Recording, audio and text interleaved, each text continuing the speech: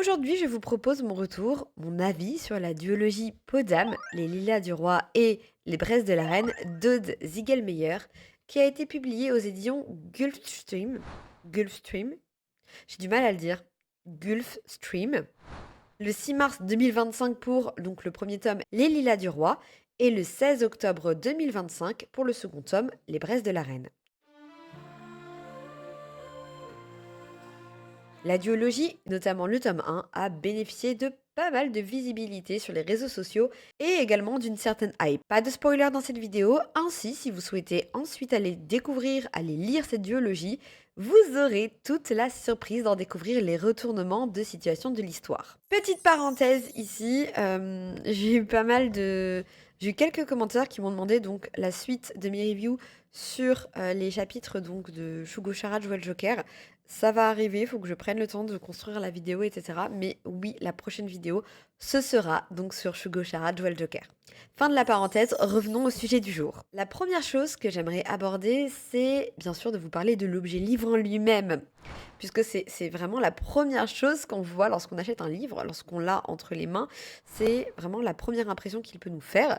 C'est bien sûr l'objet en lui-même, sa couverture, son design, le toucher du livre également. Et donc dans les magasins, on a aussi la possibilité de voir un peu mieux la qualité du livre ainsi que sa mise en page quand on l'ouvre.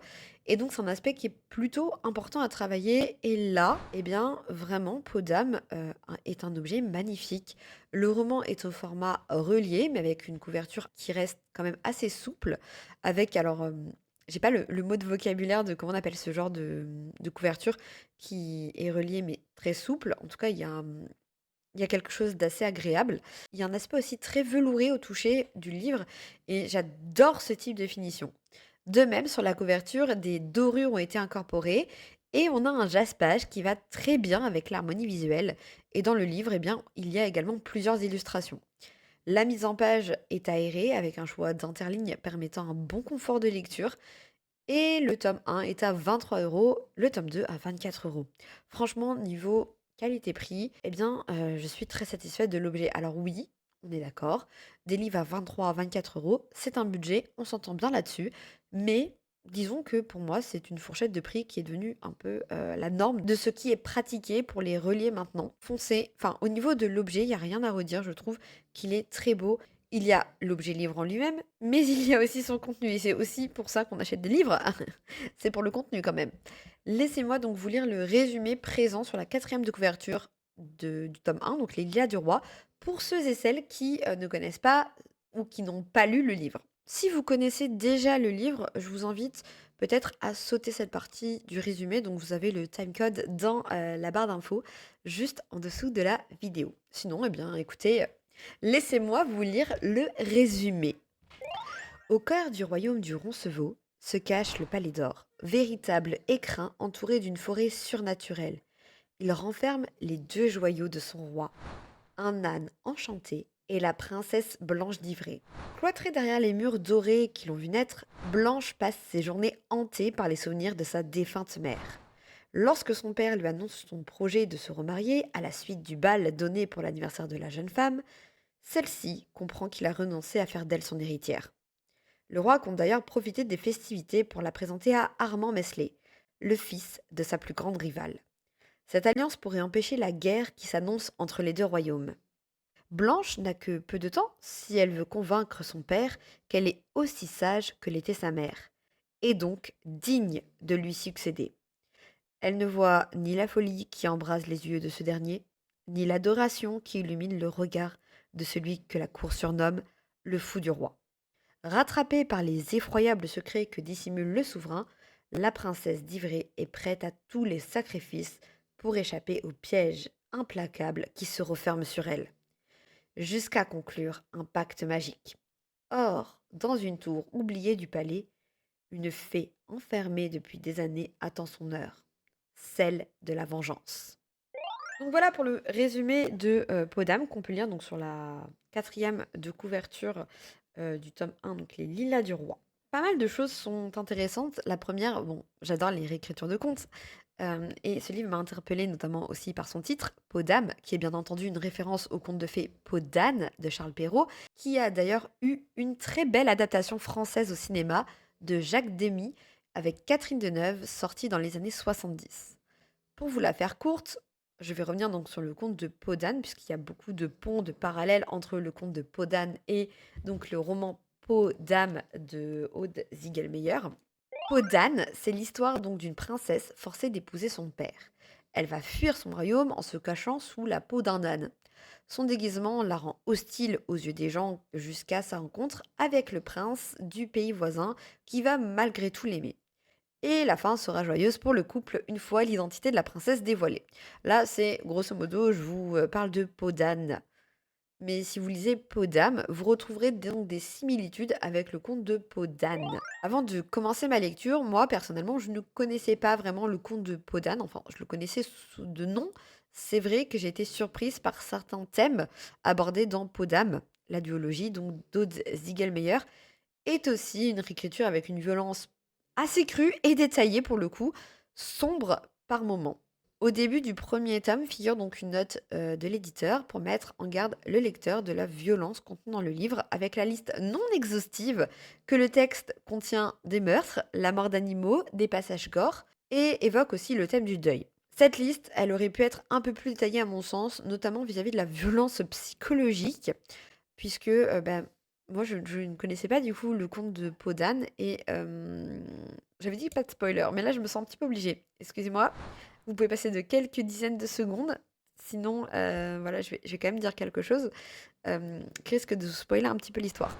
Il s'avère que donc, comme je l'ai dit, dans Peau d'âne de Charles Perrault, dans le conte, le, le roi souhaite épouser sa fille, c'est ce qu'on va retrouver dans Peau d'âme pour le personnage de Blanche. Donc c'est quelque chose d'assez violent qui va amener donc qui va en fait être l'élément déclencheur de, de pas mal de rebondissements, de pas mal d'intrigues dans l'histoire et aussi de pas mal de questionnements des personnages et notamment de questionnements pour Blanche qui va vivre donc d'une manière extrêmement violente euh, cette découverte et elle extrêmement tomber de haut parce qu'elle ne s'attendait pas du tout à ce que son père devienne fou à ce point.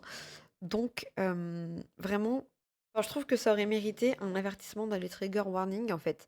Parce que si, comme moi, on connaissait pas vraiment Peau d'âne, eh bien on pouvait un peu être pris au dépourvu.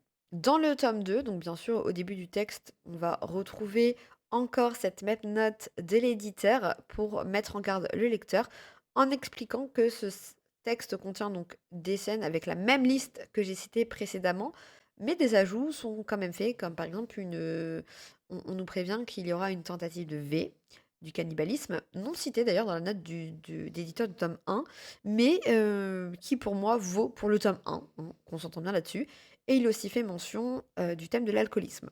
Vous l'aurez donc saisi, mais ce n'est pas un livre à mettre entre toutes les mains et accessible à absolument tous les publics. Personnellement, je suis assez sensible sur certains points qui ont été évoqués, et pour moi, Peau d'âme se situe à la limite de ce que je peux supporter de lire. Qu'on s'entende bien là-dessus, même si certaines scènes sont assez violentes et assez crues, elles servent donc le récit et ne sont pas là gratuitement. Et ces scènes sont toujours source donc de questionnement et ont un intérêt psychologique pour le développement des personnages. Je tiens aussi à dire que ce n'est pas une romance, voilà, ni une romantaisie, puisque en l'occurrence, on est dans de la fantaisie, mais donc ce n'est pas une romantaisie. Donc romantaisie, ça veut dire qu'on place la romance vraiment au centre de l'intrigue. Là, ce n'est pas du tout le cas. Elle est au second plan, voire même troisième, quatrième, cinquième plan entre notre Blanche et un autre personnage du livre. Même dans le tome 2, hein, c'est pas très très présent. Donc attention, ne prenez pas ce livre en pensant que c'est une romantaisie ou une romance. Ce n'est absolument pas le cas. J'ai trouvé qu'Aude Ziegelmeyer écrit très bien. La plume est vraiment belle et nous plonge vraiment dans cet univers de contes d'antan avec un côté très merveilleux et aussi un côté très cauchemardesque, voire cruel. J'imagine que vous n'êtes pas forcément sans savoir, pour un certain nombre d'entre vous, qu'à la base, les contes de fées n'ont rien à voir donc avec les versions édulcorées de Disney et sont beaucoup plus cruels, beaucoup plus violents, beaucoup plus crus, de violence bien plus développée. Ça m'intéresserait d'ailleurs de faire toute une série de vidéos sur les contes. la morale qui se cachait derrière ces contes et aussi de développer un petit peu leurs origines. Pour l'instant, je parle de Peau d'âme. Pour autant, donc, même si le livre est très bien écrit, ce n'est pas une lecture qui m'a paru fluide.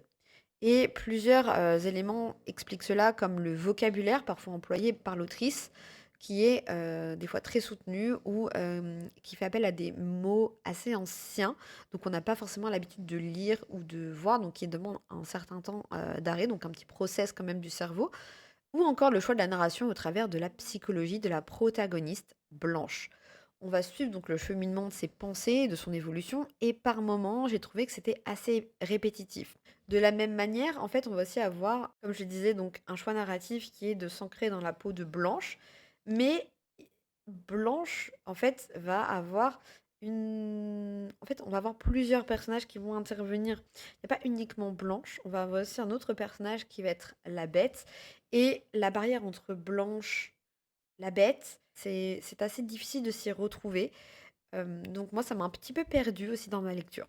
Podam, c'est une évolution d'un personnage féminin, Blanche, qui a toute sa vie été contrôlée par son père et qui, suite à un événement donc dramatique, ouvre les yeux sur la réalité et qui se rend compte que toute sa vie, toutes les vérités qui tournaient autour d'elle sont des mensonges. Elle va donc se libérer de cette vie où elle était finalement prisonnière, de son statut, de sa condition, mais cela ne se fait pas sans contrepartie. Donc, comme je le disais, si on vous vend Peau d'âme comme une romantaisie, comme par exemple le sous-entend de la quatrième de couverture, ce n'est pas le cas. Je le redis, la romance est donc quasi inexistante dans le tome 1, un peu plus présente dans le tome 2, mais ce n'est pas du tout l'objet principal de l'intrigue. Au travers de cette réécriture du conte, on a un récit féministe qui parle donc de la quête de l'identité de soi, de la pression sociale et aussi de sororité, notamment entre Blanche et ses cousines Agnès et Margot, et surtout Margot qui est un personnage donc qui va être très récurrent dans les deux tomes. Les personnages sont tous importants pour la trame de l'intrigue, et si certaines révélations sont plutôt simples à deviner, d'autres sont beaucoup plus inattendues. Podam est une lecture que j'ai trouvée intéressante par sa façon d'aborder les choses. Pour ma part, ce n'était pas un coup de cœur. J'ai eu du mal avec certains personnages, notamment Blanche, qui est quand même le personnage principal. Donc des fois, quand on a du mal avec le personnage principal, ça empêche d'apprécier pleinement le livre. Et un autre personnage qui est celui du fou. J'ai beaucoup plus accroché et apprécié les personnages secondaires que sont Margot et donc Roland, qui sont donc les deux autres personnages qui sont le plus présents dans cette duologie. Si vous avez lu cette duologie, j'aimerais beaucoup que vous me partagiez en commentaire ce que vous en avez pensé. Est-ce que pour vous, Podam mérite la hype qu'il a reçue sur les réseaux sociaux? Est-ce que c'est un livre que vous souhaitez lire? En tout cas, je pense que la hype autour de l'objet livre, elle est totalement méritée. Je trouve que c'est un livre qui mérite d'avoir été mis en avant.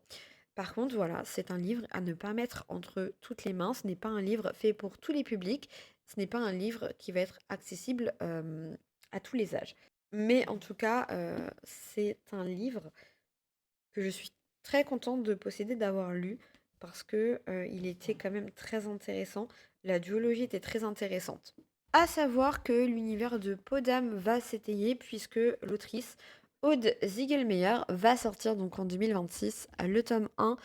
Donc visiblement il y aura plusieurs tomes donc d'une nouvelle saga qui s'appelle L'ours et la rose. Donc le tome 1 va s'appeler L'ambassadrice d'Aragos et qui donc est un préquel à l'histoire puisque on y suit donc l'histoire donc de Marlise Karma. Je pense qu'elle se dit Karma ou Karmat.